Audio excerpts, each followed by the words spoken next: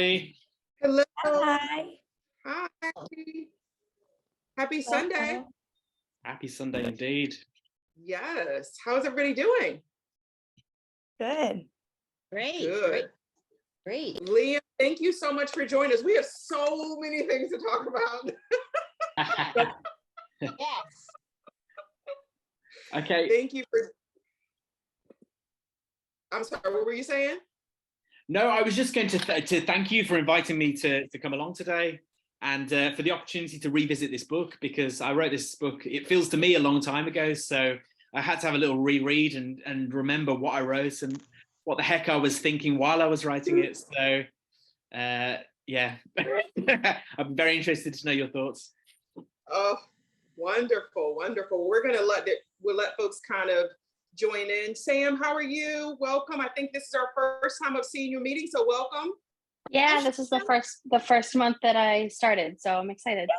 Yay. Wonderful. Yay. Welcome. Welcome, welcome, welcome. What a great month to start on. This is one of the really, really fun reads that we have. So I'm glad you were able to start this month. Hi, Ashley. Hey y'all, Hi, Ashley. how are y'all doing? Wonderful. Good. Good. Sam, where are you calling in from? I'm in Massachusetts. Okay, wonderful. Wow. Yeah. Wonderful, wonderful. I'm in Philadelphia. I know, Nicole, you're in California. I'm in Virginia. Virginia. Liam, where are you? I am in Birmingham, but not Birmingham, Alabama, Birmingham, UK. Okay, wonderful. Little bit of two different locales, right? And it's very cold here. I don't know what it's like where you guys are, but it is very, very cold. Icy January weather. Oh, sorry to hear that. Mine's a little bit of rain, little cold, little chilly, little rain, but not like what you have. I'm sorry. I'm very jealous. Wonderful, wonderful. Well, Liam, we're going to go ahead and get started. In case you can't tell yet, we're very, very informal here. People will probably more people probably start joining in as we sort of get started, but we don't have sort of a set format. We just kind of talk and ask questions, and we kind of do it that way. But again, thank you so much for popping on and joining us and talking with us a little bit about the book. So we have an app where we allow people to kind of talk throughout the book, and we kind of have prompts. And there's been a lot of discussion sort of on this one there was a lot of OMG moments. So I'm thrilled that we get to ask the question. So we don't have authors every month. Some months we do, some months we don't. We try to kind of mix it up. And I'm glad that you were able to join us, because this was definitely one of those ones where some of us were like, oh, wait a minute, I'm wondering what this means, or what's the backstory here. So I'd like to just start with, if you could tell us a little bit about how you got into writing. We've heard some really interesting stories, and I always think it's fun to hear how you got started in being an author. So I've been writing, I think Wildlife was my second novel, and that came out in 2016. My first book was published in 2015. So we were 8 years ago since I've been a published author. But honestly, I've been writing since I was a little kid, kind of scribbling away on, napkins full of stories. I was a songwriter originally, so I was in a band. I'm still in bands. So I was like a singer, and that was the main way that I would express myself and express my stories. But it wasn't until I was sort of 23, 24 that I first attempted to write a book. And to be honest, Wildlife was one of the first ideas I had for a story, full stop. Probably about 10 years before it published was the first time I started thinking about it. So that was my route, and I was always scribbling away.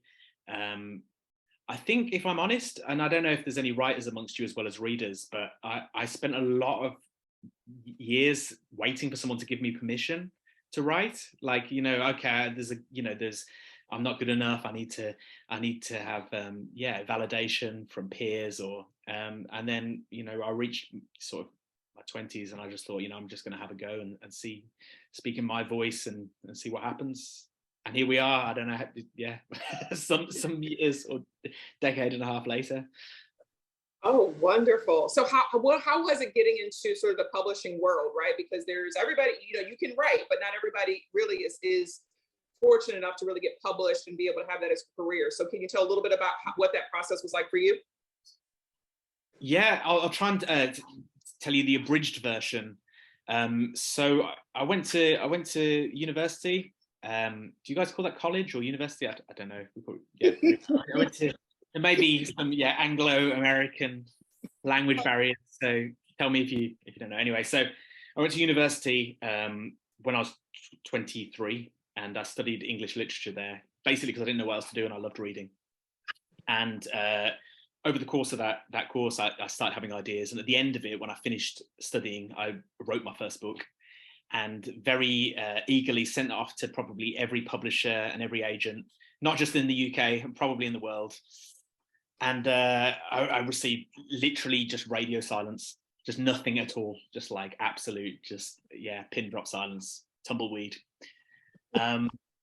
And so, and I had a kid, I had a child quite young. So I had a little boy when I was 23, 22.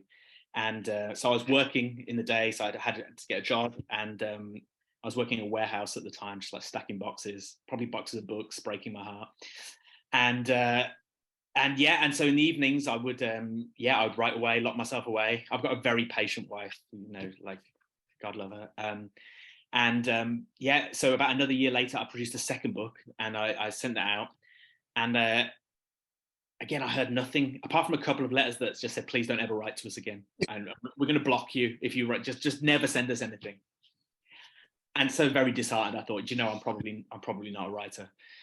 And then maybe like a couple of months passed, and I'd basically forgotten all about this. And I got a letter through from a publisher that I'd forgotten writing to, called Legend Press, who are actually the publishers who put wildlife out in the UK, certainly. And they said, we really like your book. We can't publish it. It's too crazy. But if you write another book, we promise to write it. So I spent another year writing a different book. And that turned out, good to their word. They put out my first novel, Real Monsters. And I've actually been publishing with them. My fifth novel is about to come out in June. So that is the journey. Sorry if that took a lot of time to tell you, but that's how it's into publishing. Wonderful. Well, congratulations about your fifth novel being published. Yeah. That's great news. Published. That's a Freudian slip. It might be punishing for the people who read it. I don't know. Yeah, I appreciate you being candid, because I think some of us can appreciate, right? There's some things we may want to do, and there's stumbling blocks and times where that's that pivotal moment, right? Where somebody just gives you that chance and you're able to that's all you need, right? To kind of springboard. So I appreciate you kind of being candid there. All right, wonderful. Well, let me pause for a second, because I could continue to have this conversation alone with Liam the entire hour, but I just want to pause for a second to see if we had any comments or questions before we kind of dig into Adam and how he got to where he is. I'll just jump in really quick, and I have lots of questions and thoughts about the book itself, but I want to say that it's really, don't apologize for talking. It's really entertaining to listen to you explain the process, and just the way your humor and just the way you talk, I feel like really lends to the book, because I think that was something that we were talking about with this story in our chat, was there's just something so engaging and that really just draws you in with the style of your writing. Not only is the book itself, you're like, oh my gosh, I know something is on the horizon, looming, something bad's gonna happen, it's about to get crazy. You have that kind of in the story itself.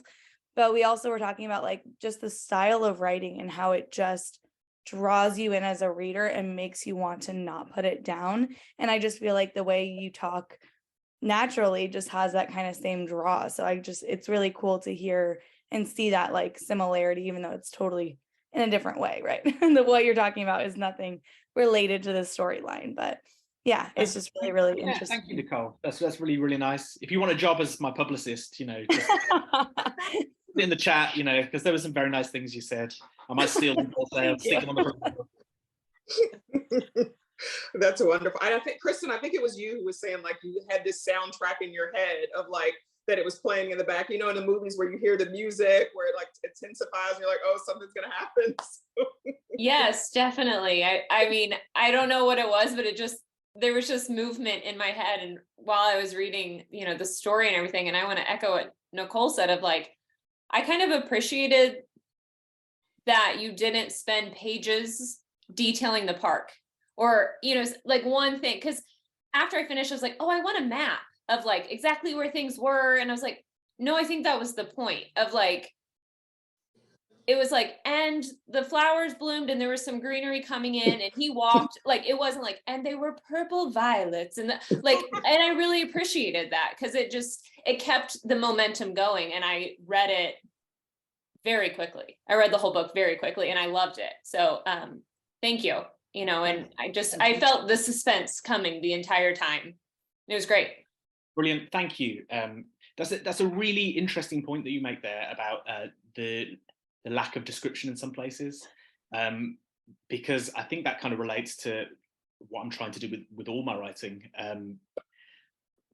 People tend to forget that the readers play a big part in the relationship between a writer and a reader. Like, and that's why it's such like a unique art form. Films just give you all on a plate. Theatre gives you most of it on a plate. But books, you have to draw the pictures in your own head, which kind of sounds silly when you say it out loud. But you know, we all have parks I'm sure we all have parks that we've been to in our lives, and we've all seen flowers, and we've all met people who maybe look a bit like rusty or something. And so we're kind of projecting our own experiences into a book. And I like it, certainly when I read, I like to read things where there's enough space for me to add, you know, even subconsciously my own experiences. So I'm glad to hear it works. That's basically what I was saying, Kristen. Thank you. Yeah, absolutely. Thank you. So I'd like to talk a little bit about Adam, right? Where you kind of got the inspiration for him. I think we probably understand what makes him tick a little bit.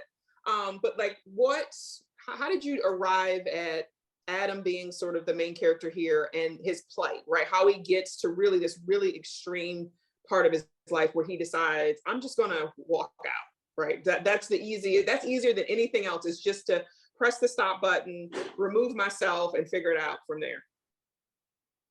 Yeah, that's a really good question. Where did Adam come from? When I looked back at this book and re-immersed myself in this world, if I was to be critical of it, it would be that Adam's not a particularly likable protagonist. And I think I've written quite a few books with pretty unlikable protagonists. It seems to be something that I keep coming back to. And part of this is because walking out and living in a park is a pretty terrible decision, and then going along with it, he makes a series of really bad decisions. So in order to make those terrible decisions, he had to be the kind of person who was, you know, he had built himself up to his life where he couldn't back down. He's probably operating from a sense of shame and a sense of failure in his life. So I think that is really that's where the essence of Adam comes from. It's from that what happens when you have a very damaged, bruised ego. So, and you know, the extremes you'll go to not to tell the truth. And if anything, I suppose, like learning to tell the truth is you know, the journey that he tries to go on throughout the book. But yeah, I'm not sure if he's a good guy or not, and I still don't. You know, in his defense, there are some definitely worse people in the novel. So. Absolutely. It's interesting because I remember I was reading this part of the book when I was in a coffee shop, and I remember when Adam first goes to the park and he's sort of seeing the farm, and they've got the vegetables growing, and he sort of shuns all the trappings of success, right? The house and the nice car and you going out to the restaurants and everything. And I will say, and it feels odd to admit it out loud, I will say, as I read that, I said, wow, like, I'm not saying I want to live in a park. But I was thinking like that, it was a little bit of a mind shift. Like some of these things I think maybe at least I kind of get used to.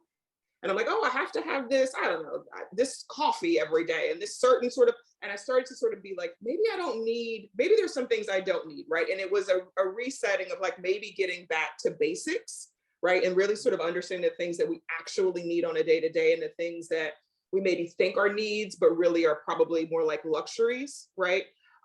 So it was a little odd to admit it, but I think probably the way in which Adam navigated through that situation, right? He said, all these things are cool and great, but look what I've got here. I've got these people, I've got this farm, it's, it's fine, right? It's totally sustainable. It's totally doable. So I wonder if any of that was intentional on your part, right? The sort of moving into back to basics almost, right? Yeah, absolutely. And I think part of that is probably sort of wish fulfillment on my part. I'm sure you guys feel the same when the stress of everyday life gets on top of you. And I'm like, I could just move out to the countryside somewhere. I'd have my dog. I'd grow my vegetables. Very simple life. And then I stop and I go, but I'd be dead the second winter came. I'm terrible. My DIY skills are awful. My cooking is fairly limited. All I can do is write books. If I haven't got Wi-Fi, So I think it's and that's one of the reasons that the book was set, with the because obviously set in a seasonal way with like spring, summer. It's all great when the sun's shining, but the truth comes when it the rain starts pouring and then the snow. So yeah, I think it's just a case of reality rubbing up against the fantasy there, or yeah. Mm-hmm. Wonderful. I'm sorry, Ashley, did you have wanted to say something? Well, I just wanted to make a quick comment. I know it was published in 2016, which isn't that far away, but I feel like the message that in particular is even more relevant today, where everybody is just completely glued to their screens 24/7. And I did like that part. And also, yes, Adam's definitely not likable, but I loved to hate him and like read about his story, and like his inner monologue and everything was just fascinating. So yeah, I really appreciated this book. I'm at work right now, so I don't know if I'll be able to like jump in and comment more, but yeah, I just wanted to get that out there and say I really loved reading the book, the writing, everything. I was a procrastinator, so I actually just finished it. I didn't have a chance to chat with everybody on the app, but yeah, I really loved it, so thank you. Thank you, Ashley. That's hugely appreciated. And I spend an awful lot of time by myself, so getting to just speak to other humans and hear them have some nice things to say is incredible. You've made my weekend. Thank you. Let's talk about the characters, particularly the kind of group of men, because there's a lot there. There's obviously Rusty, who plays a really important role. There's Sneed, there's Marshall, there's so many other characters. Can you walk us maybe through a little bit about how you developed this band of men, right? How you sort of figured out what qualities they would have? How would they, because I do feel like they play really well off of one another. So what was sort of your inspiration, or what was your thought process there? Yeah, I mean, back in 2016, well, that's when it was published, so I was probably writing this in 2014, and as I say, I started playing around with the idea way back in sort of 2006, 2007, and so the term kind of toxic masculinity wasn't quite in the discussion as it is now, but there was definitely an attempt to think about like male attributes and just give each one kind of like think about. I think there's a guy called Ox, and he's just like strong build. It's that kind of. And then there's Sneed, who's obviously quite sneaky and quite cunning. So thinking about like primary attributes and really just giving each one, which is, I don't know, probably quite a cartoonish way in some sense. But in a sense, the book was, it's allegorical. It is an attempt to tell a story without being necessarily strictly based in reality. So the guys are kind of stand-ins for awful male characteristics, the worst of men. We talked a little bit about this, but the Marshall, right? Reading his character, I immediately thought, like, this feels like a cult. I mean, the deference they showed to him, how he was like absolutely in charge, how one of the rules was like, you have to do what I tell you to do without question. but I also saw a little bit of maybe religion in there. The scene with the water when they were in the lake, and it kind of was like a baptism. Where was your head? I'd like to hear about kind of your headspace there, right? Was that the idea for it to be a little bit of like a worshiping people, or this kind of cult idea, or was that not even in your kind of radar as you were writing it? I mean, I think so. I think that it was definitely in my radar. I think the idea was that the men are regressing to a primal state, really, over the course of the novel.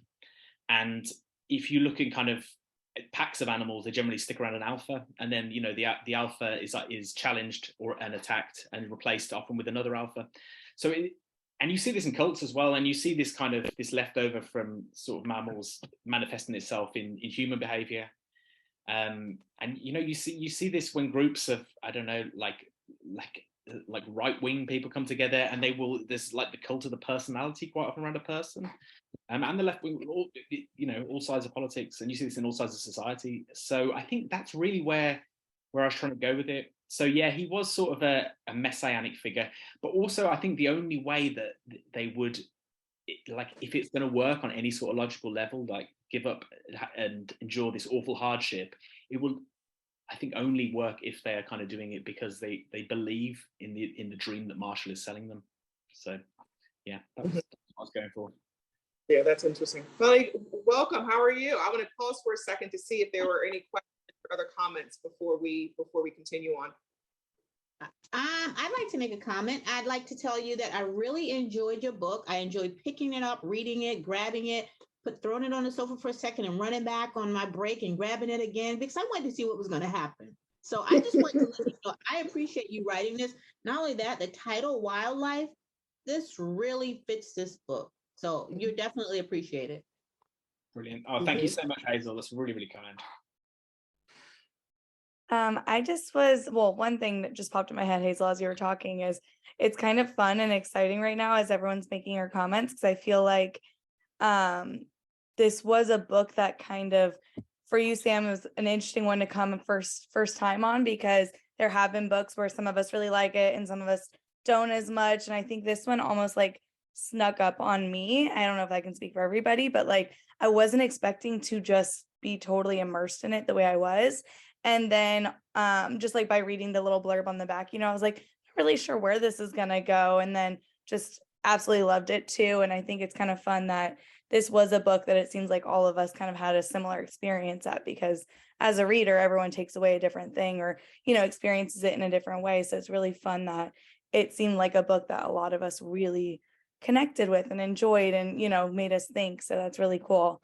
My question was, though, before I forget, was you said that you reread the book in preparation for this meeting because you hadn't thought about it in a while since it came out a couple years back. But how was that experience as a writer to go back and reread a story that you wrote years previous and then kind of come at it from a new perspective with more years of experience under your belt as a writer and just in life? Oh, that's a really good question.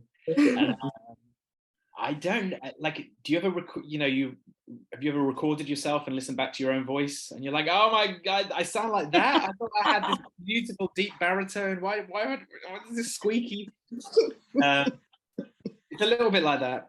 And I only spot the mistakes. Having said that, I think because if I was to write it again, I might write it in a different way. There's been enough time passed that I can kind of look at it, I think, more objectively than I might something more recent. And although there are some decisions I made, it's really crazy. And I was surprised. I was like, "What? This book it's quite dark and quite crazy." And I don't think I'm as dark. I know I probably shouldn't admit that anymore. My recent stuff isn't as dark, and I don't know whether that's partly because of the pandemic in a strange way, because of 2 years of darkness and just sickness and death and not being able to leave the house. I was like, I don't know if I can write really depressing books anymore. I want to write something uplifting and what. Uplifting is pushing it. I don't think I'll ever write anything truly uplifting. But yeah, so rereading it again, I was surprised by how dark it was. But also I can appreciate it as sort of a moment frozen in time for me. And I am proud of this book because it started off as such a simple idea for me. I was walking through a park one day and was like, wow, wouldn't it be crazy if there were people living here and I didn't know? That's literally, and then you start making, you're going, okay, well, the first book that a lot of people are exposed to is the Bible, and that starts in a garden, Adam, and then you start playing around with these sort of illusions, and before you know it, it's like, well, there's a whole story here. So I'm pleased that such a simple idea, I managed to turn it into something. Right. I have a follow-up question now. Oh, sorry. Go ahead. I have to tease you a little bit. Was cannibalism always going to be a part of the book? Like, was that just something that developed along the way? Because I was like, this felt like it came out of nowhere, but at the same time, I'm like, but did it come out of nowhere? That's a really interesting point, Ashley, and I think I think that really split people. Like, I've heard people say in this book, like, I really liked it, but then they started eating each other, and I was like, what? So there's two things on that. One is that I plan novels. Like, I generally have not like an in-depth, it's not like a crazy spreadsheet, but I'll have a fairly good idea where things are going and how things are going to pan out. And then sometimes when you're writing, characters do things that you don't expect them to do. And generally I take that as a sign, as like, oh wow, that's great, because these characters are taking on a life. They'll say something and it's like, whoa, I had no idea you were going to say that or do that. So there's a little aspect of that. And I think the idea sprang out of one of those kind of moments of like, wow, this is just happening. Okay, let's go with it. And then retrospectively, when I started kind of editing and thinking about it, I was like, well, this actually makes a lot of sense in the idea that, this is about regression, and it's about going back to an animalistic state, and it's about kind of shedding all of societal norms and like what is the most like extreme societal norms. But if you look at animals, if you look at wild animals, who are hunting each other and eating each other, and so that's kind of where it although it arose quite naturally and quite surprisingly for me, once it had arisen, I felt like I couldn't take it out, because I was like, this feels like a natural thing. So I'm gonna go there and get very weird. I had a follow-up question. Oh, sorry. Go ahead, Ashley. I keep interrupting you. No, you're good. I was interrupting you. I was just saying thank you. It definitely worked for me. I don't know what that says for me, but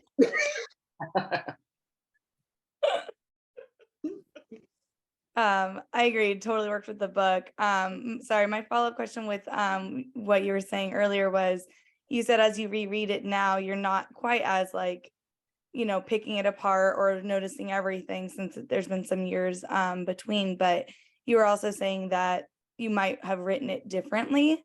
What is something that stood out to you that you might have done differently if, let's say, you were writing this story today instead of in 2016? Wow, that's a really good question. I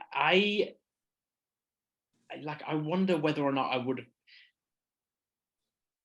I actually wonder whether or not I would have maybe introduced some women into the novel, because it is such a masculine novel, and I think my intention was always to be like, I would bring some more female characters. There's his daughter, isn't there? And that's obviously like one of the big moments. But I think, in later novels I've written from a more female perspective, and this is such a masculine novel that at times I was like, wow, okay, when I was rereading it, like, wow, okay, this is a very man book. And it would have been interesting, I think, to bring like women into it, although of course that would have completely shifted the dynamic. And maybe have made it even darker or worse. So maybe sometimes you just have to go, this is what it is, and this is where it's at, and there we go. I will say I loved Olivia, the daughter, that her character, I don't know, there's some spunk about her and just this independence and power. And I wasn't sure how old she was, and I kind of was trying to figure it out, but it really didn't matter. She was a kid still, and that was kind of evident with the way they described the way she looked. But the way she was described, the strength that she had was just really beautiful. And I thought that was the character that added a lot to the story, even though she wasn't in a lot of the story, and was definitely a character that I'm like, I want to see her life as she continues to get older. Like one of those things, like I want to know where she's at now. I'm desperately making notes here, actually, Nicole. I'm like, okay, yeah, that's great. That's a sequel sorted. Olivia's 20 years later. The Olivia Files. That's actually Is a really there a good sequel? idea. There isn't a sequel, although all of my books, there is a slight overlap in somewhere. So there is a character in Wildlife that is linked to my first novel very loosely. And in the novel that followed this, they end up in a park and they say something like, oh, I feel like I'm being watched from the bushes kind of thing. So there is like a very slow, subtle, but yeah, I might put Olivia in the next one. That's I like that idea. That's cool. That's so cool. I love that. Just so you know, Liam, every time an author comes on, Nicole convinces them somewhere or another to at least consider a sequel. Every single time. She's very talented at that. I try my best. Sorry, Kristen, were you going to say something? Yeah, well, Antoinette, I wanted to say thank you to you because you always pick such different books for us to read. And while I was reading this book, I'm picturing in my own head where this is taking place. So I was thinking like LA, just because that is what I know, like America. I'm from Indiana, so I live in the middle of the United States. But I pictured it a little bit more exotic of where he was living, just with the hype and the hubbub of his job. So I was picturing, a really big city, but not like New York. And then I keep reading and I'm like, oh, well, things are spelled interesting, with the U and, and so then I was like, wait, is this in England? So it was just interesting because it is in English, like the book is in English, but again, like it didn't say he lived at this street and this place. Like, so I could kind of picture in my own head where it was. And then also, Liam, you live in Birmingham, which there's also a Birmingham, Alabama. And so I was so confused for a while. And then like to hear that you have, your beautiful accent listening, like it's really nice to hear that as well. But like books are so universal, and coming from like your experience, I don't know, it was just, it was a treat to read again, it's fun to explore that. That's really interesting, Kristen. When Antoinette was kind enough to invite me to talk to you guys here today, I said, like, I don't know how this book's going to translate to a US audience. Like, are parks the same? Because I don't know. Like, there's some, for me, I guess there's something so intrinsically British about the English park, which is like very much like a green space, and like the original park that inspired the novel, when I said I was walking across and it's like, imagine if there were people living out there in the bushes, was Greenwich Park when I used to live in London. And I think like Greenwich Park is the largest green space in South London. So it's about 180 acres or something, really big park, the kind of park that you could conceivably house, like a secret group of men living in the bushes and trees. But then the park morphed, and it's funny you asked as well about a map, and I did draw a map when I like to write it, and then took it away, but in order to keep track of things. And the park is very much based on a park that's near me in Birmingham, where there is a secret space. And weirdly, maybe 4 or 5 months ago, I was out walking and I took a shortcut through the bushes, and there was a tent in the bushes, and I was totally freaked out. I was like, I'm gonna get eaten. This is happening now. But yeah, so there was people living and camping in the park, in the local park that this book was set in. Very strange. A few years later, that was a bit of a tangent, but yeah. So it's interesting to know, to feel that a park space is still kind of a universal enough space that it doesn't feel totally alien, I guess. Yeah, interesting. I wonder, to Kristen's point, Do you find that maybe different audiences, like maybe the American audience looks at it or gets something different from it? Have you noticed any shift in that depending upon where the reader is from, or what they kind of take away from the story?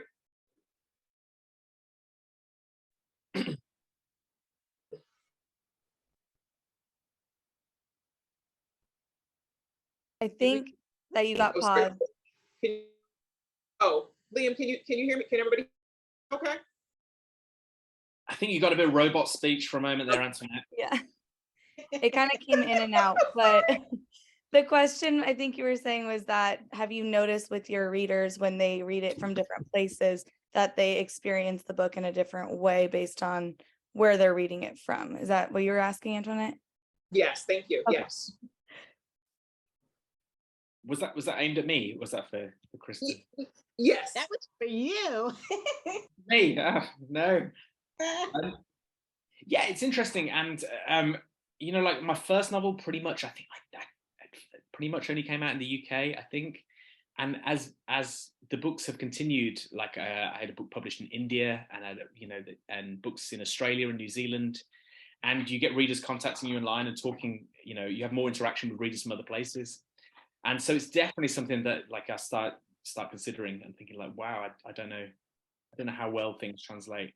But again, I do, as Kristen, you know, rightly pointed out, I do try and make an effort, I think, to not get too hung up on place. I like the stories to exist in somewhere that you can, you know, you can put your own spin on it and focus more on the characters, I think. Having said that, I do love novels that are very much centered on place, and you can kind of just like, wow, here I am. I might never get to travel there. And again, in the pandemic, that was particularly wonderful, reading novels where, you know, I was on a sunny beach somewhere set, you know, in south of France, when in reality I was in my cold house alone. So.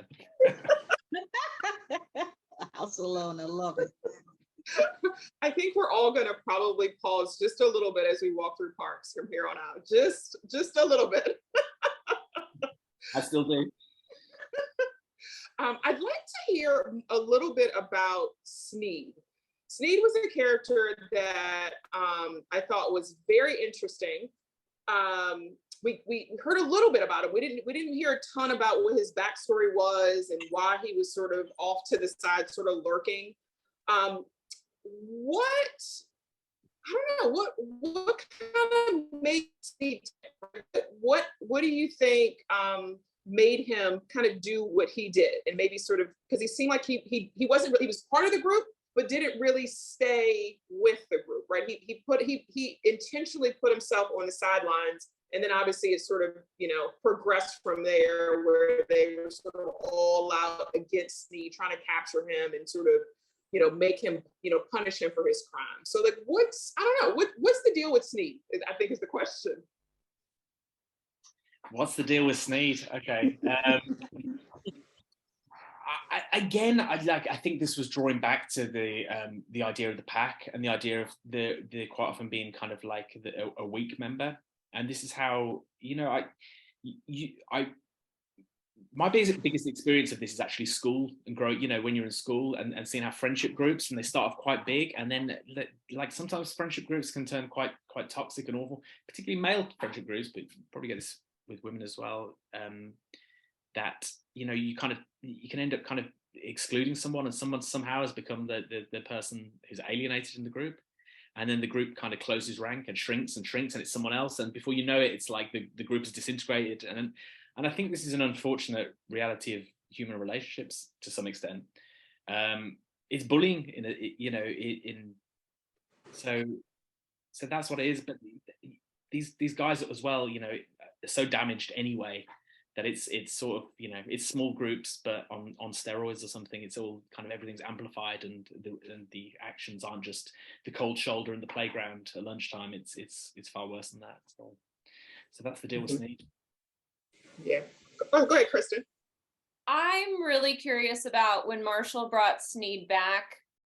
What was he going to say, and what was different? Did you have something figured out that, or were you like, oh, it's up to the reader to interpret this how they want to? Can I piggyback on that? Because I think I might have interpreted it totally off, but I'm just curious because from the beginning when Rusty ran in and was like, Sneed killed all the chickens. I was like, Rusty, you killed all the chickens. Like, I was like, I don't know why, but I was like, I know Rusty was obsessed with his chickens or whatever, but I was like, I felt like Rusty always had it out for Sneed and that he was like trying to scapegoat him and make him the bad guy and make them like spiral even worse into this like wildlife thing. But then when he like slit their throats, sorry kid, when he like did that and to Marshall and Sneed, I was like, you totally did it. Like you just slit their throats and it's all because he slit the chicken's throat. So like in my head, I'm still convinced Rusty did it, but I don't know that that's actually what was meant to be because it never explicitly said who actually did all these bad things. But I felt like Rusty was trying to like become the new leader. So that was my theory. I think that was pretty spot on, Nicole, in terms of how the logistics of that scene worked. With with Sneed, do you have the expression bogeyman? Do you ever say that? Bogeyman? Yeah, so I think and you see this time and time again, it's like all of society's ills will be pinned on a certain group of people, and it's like, okay, so bringing it smaller, they're all pinned on one person, and it's like unfortunately, it's like there's like this awful need to have somebody that we can project our hate and anger and vitriol onto, and so it becomes like it's like the idea of Sneed. And I think the reason Marshall brings him back is because he realizes that too late, of course, the danger that he's in, and he's going to lose control of the group. He's actually, it's useful to have him as it's sort of alienated until it's not useful. But Rusty, I think he might be described as looking a bit like Father Christmas or Santa Claus when we first meet him. And so the moment I described that, I was like, okay, well, he's definitely the bad guy. Like, because, yeah. Definitely the bad that reminds me of the part of the story at the end where kind of the face off between Rusty and Adam, where Adam says, oh, I always thought he kind of looked like his beard was kind of scruffy like Santa, and it was kind of this nice, and then he says, now as I'm looking at him, he looks menacing. And so it's very interesting you said that, like that was the idea, like he looks like Father Christmas, but like he's really got something else going on there. I love the comments in the chat, and Sam, I think you might have said something like this as well as we were kind of having the discussion, but just Rusty and what role he may have played in the very beginning, because I, unlike it sounds like a number of you, I knew there was something up with Rusty, but I really I didn't think he would have ended the way it did, right? I didn't really think he was going to be this really kind of terrible person and really be literally hunting down Adam sort of leave. So I find it very interesting that it sounds like some of you all spotted that from the beginning and said, wait a minute, this Rusty character, something is sort of up with him, and he's not quite right. I also thought a lot about the book, The Lord of the Flies. Liam, have you read that? Yeah. So as I was reading, I thought a lot about that book and just so many similarities between the children in that story and kind of the grown-ups here. Did that play any role at all in just kind of thinking about what it might look like if you just kind of went primal? Like, I just need to survive and I have to do whatever that takes to make sure I can survive. Yeah, absolutely. And it's great that you brought up The Lord of the Flies. I'd almost forgotten that because that's and there was a film, like a black and white film as well. It's like a deeply traumatic book that I'm sure I read as like a fairly young child. In the US, they make us read it in school. Like, really, it was really young. Like, it might have been like middle school. Like, I was very young when I read that in school. Yeah. Is it William Golding? Is it the author? But it's Piggy, isn't it? And Pig, again, it's sort of this character that can be the weak character, and and of course that again descends into brutality. Another novel that I guess sort of riffed on Lord of the Flies was The Beach. I don't know if you read the book by Alex Garland from the 90s, which got turned into a fairly rubbish Leonardo DiCaprio film. I do remember seeing I do remember seeing the trailers for that. I never watched the movie though. Yeah. I do remember the trailers. The book is very good. Alex Garland wrote it, worth checking out. But again, it's the idea of taking a group of people and putting them in an enclosed space and seeing what they do to each other. So in his case, they put them on an island together. Yeah, so that was definitely the sort of inspirations that were coming. And it's interesting that time and time again, when literature tackles what happens, what people do to each other in closed, confined spaces, it never ends well. They never just build a utopia and we're like, hey, our society is loads better. Maybe somebody needs to write that book where it just goes really well. Yeah. I think we probably all like to hear that, right? Can it go really well? Drama, though, is the only thing. Yeah, okay. Another successful crop. Okay, you're already full. Wonderful. Yes, very unlikely it's gonna end in a good space, right? What do you think as we kind of reflect back on kind of the end of the book, right? So Adam is able to escape, and he sort of goes back somewhat into life, right? Not back to his life that it was before, but out of the park at least. As we're thinking, and I feel like I remember the last sort of sentence or paragraph when they were talking about where Adam ended up, and he said something about him always learning or always growing or something like that. What do you sort of see for Adam, right? What is sort of what Nicole was talking about maybe a little bit earlier about Olivia, but like where does Adam go from here, right? What's his next step? What does his future look like? Hopefully not. Not at the park. He's staying away from parks. Well, you have to read, the Olivia sequel, that I've not written yet to find out.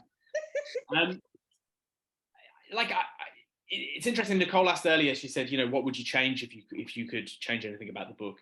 The ending is definitely something I would keep the same. Like I think it's quite hard to know when to end a story. Like when have you told enough that you can then stop writing? Like, do you need to know 5 years, another 10 years, another, where do we stop?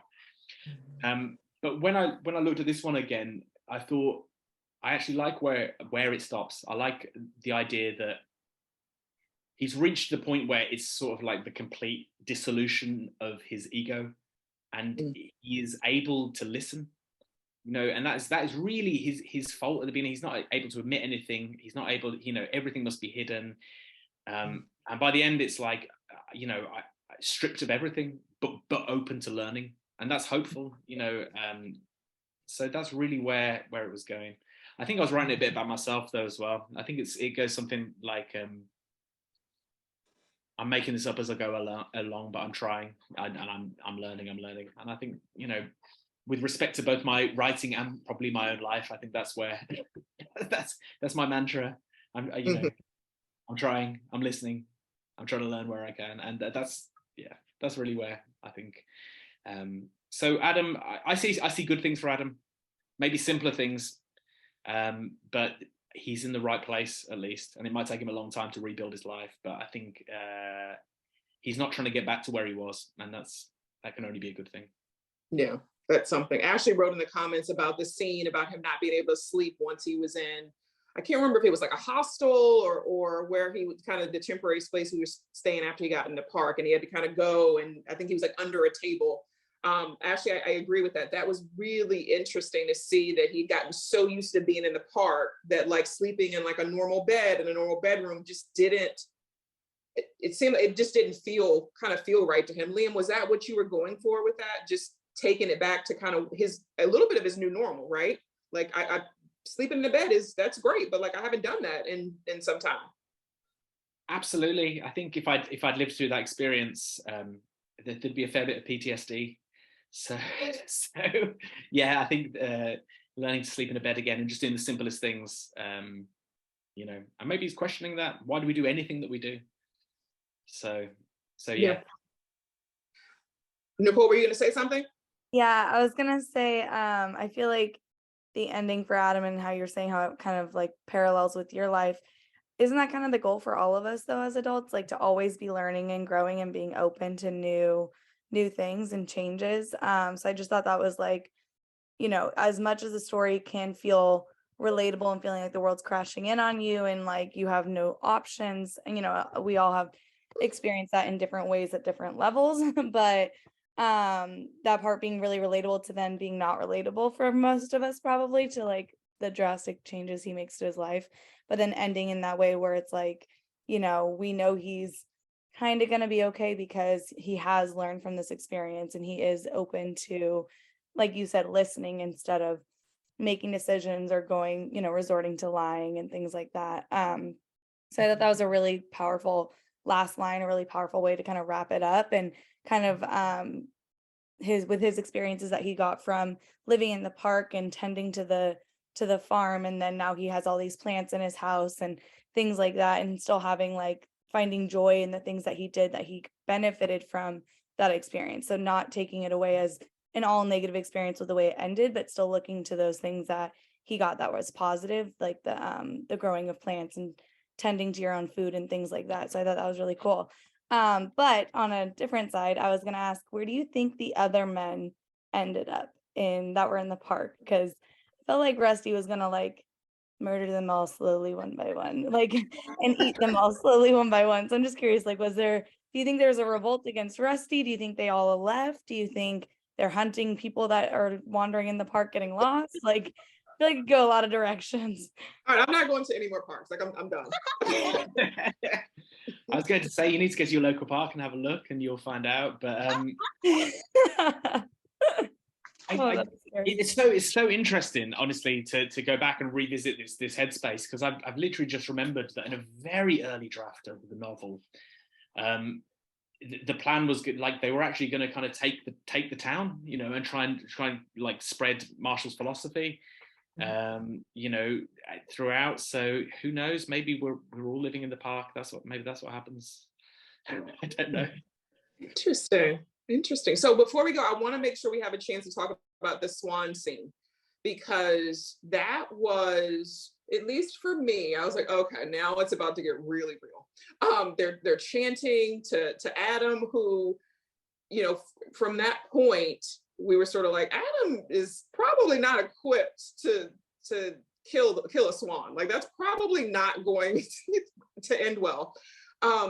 So from that scene, I sort of got, okay, things are probably going to start getting wild now. This is where it starts to seem like it's living up to its title. But also it was really funny to me because the fact that the bird is like, the two birds have overcome Adam and he's really struggling to do anything. So I don't know if that for you was supposed to be a little bit of the tipping point of where things go left, but at least that's what I got out of it as a reader. The swan scene, yes, yeah, no, absolutely, that is the tipping point. That's well spotted. I wonder if swans have the same resonance, like culturally. Yeah, can you explain that? Because I didn't really understand when they were saying like something about the queen. I didn't understand what that was about. So it's illegal in the UK to kill a swan because they all belong to the queen. Well, they all belong to the king now. So and then traditionally there was one day a year. I looked this up when I was writing the book, that you could actually go and you could kill a swan, but they don't taste very good. Like they taste terrible. But yes, so they are intrinsically the symbol of, I suppose, the hierarchical British society, and it's very much the Queen's swans, or the King's swans is how they're referred to. So the symbolism of that, of being like, okay, we are departing from society now, we are transgressing, you know, and living by our own laws rather than the laws of the land. So there was a sort of symbolism to the swan, and obviously a swan, you know, they're quite often pictured. You know, they go through a transformation, a swan as an animal as well. So they kind of like appear in literature quite a lot. If you think about the ugly duckling and stuff, and yeah. So yeah, but it's a funny scene. Also, I don't know if you like. Do you have the expression about a swan breaking a man's arm? Is that something that translates in the States? I've heard that. Is anybody else? I've never heard that. Right. Okay. So do you have guard geese? Is that something you have? No. So sometimes in the UK, this is because we don't have guns. Like we have to get geese to guard like buildings. This isn't a joke.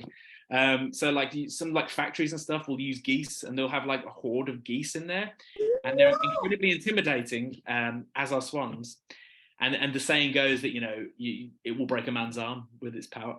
That's probably complete nonsense. I don't think anyone's arm has ever been broken by a swan.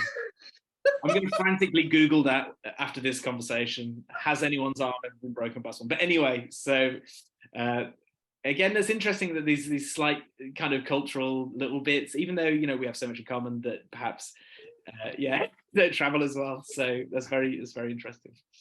Look at Ashley. I hadn't heard that before. Ashley was talking about her cousin and being chased by geese. I had not heard about that. Geese are terrifying. Geese are like genuine, and particularly, they're pretty tall. Yeah. Oh, that is fascinating. Oh, so what's sort of next for you, Liam? What are you working on now? What do you kind of have? What would you like to work on? What is kind of things look for you kind of from here on out? Yes. So as I said, Wildlife was my second novel, and my fifth novel is about to be published. In fact, the proof, so this is arrived on my doorstep yesterday. So you're probably the first people in the world. I haven't even posted it. This is not getting posted on social media till sort of next week or something. So this is the novel. It's called Evergreens. And as it says at the top, what if you could stay young forever? This is my first attempt. I hesitate to call it a love story, but it's about a couple who meet when they're 21, and then the boy stays 21 and the girl goes through her life. So at the end of the novel, she's 80 something, and he's still 21. So that's what the novel's about. So quite a departure in the sense that Wildlife is set in a single location. It's set over quite short the space of 1 year. This takes place over sort of 70 years and crosses into many countries. So yeah, I'm really excited about it. I'm really looking forward to what people have to say about it, or what to think about it. And it's a fun experiment because it starts in 2006, which is around the time that I was having the ideas about wildlife at a university in Greenwich, and that's where the novel begins, in Greenwich in 2006, and it ends in 2080, and I don't know what happens there, so I had to make it up. I don't have a crystal ball. Oh, that's exciting. Well, I can't wait to read it. That sounds really fun and a good departure. I really do enjoy when authors, like, you read something and you're like, oh, this is what they're about, and then you read something completely different and you're like, oh, this is a whole nother side. Like, I wouldn't have even thought. So I'm really excited. Thanks so much for sharing your sneak peek of that. I appreciate it. That was a world exclusive for the chapter. You saw it here first. Before we wrap up, I just want to open the floor and see if we have any other questions or comments that we wanted to get opportunity to say before we adjourn for the day. I just have a quick question. I would love to know who are some of the authors that have inspired you, like maybe some of your favorite authors. Yeah, it's a really good question. So I like a lot of American authors. I did, like, growing up, I loved some American authors.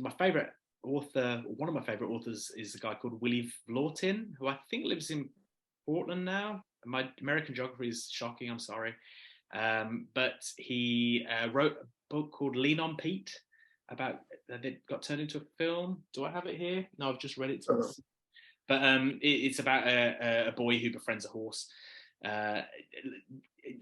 Absolutely wonderful. Writes in a very simple, stripped back way, a bit like sort of Hemingway. But I really like Willie Vlautin. It's very good. But I have a friend called Benjamin Myers, who has written several good books. Fantastic novelist, and well worth checking out. His novel The Offing is wonderful as well. So, but I could just give you a great big list, and you'd be here all day. But I'm sure Antoinette has got all sorts lined up for you. So. Wonderful. Well, Liam, thank you again. Before we go, if we don't mind if you've got your book available, if you don't, that's fine too. Just taking a quick photograph with our books here. Wow. Yes, I love this cover, by the way. Mm-hmm. Thank you. Yeah.